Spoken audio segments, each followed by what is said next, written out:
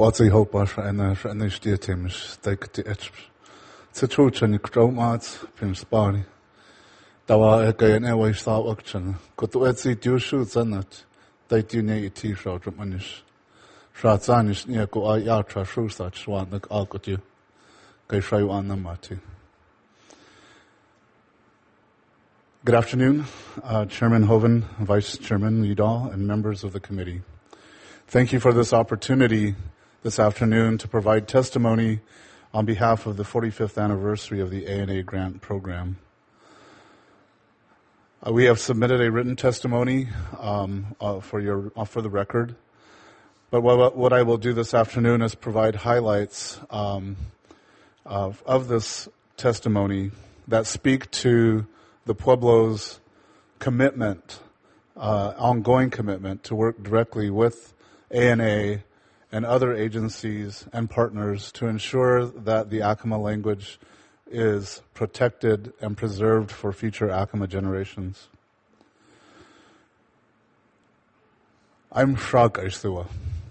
The literal translation of my Acoma name is Black Mesa.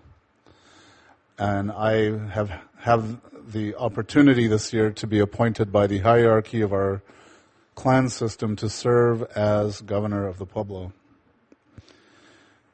And since 1996, my Pueblo has been engaged with ANA in the development of our language retention program.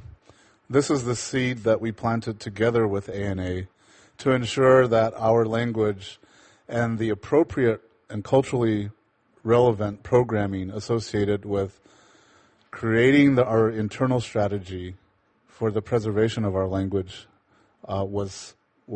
that actually happened. That seed that was planted has grown into what we refer to as a sheltering tree that has allowed our Pueblo the opportunity to engage in an ongoing program of language preservation and revitalization.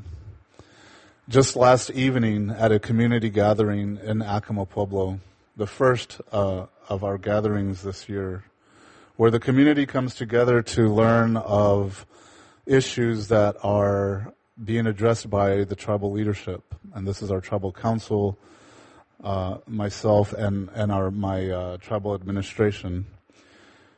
We have the opportunity to convey and inform our community of the workings within our tribal government. Historically, these meetings would have been conducted in our language.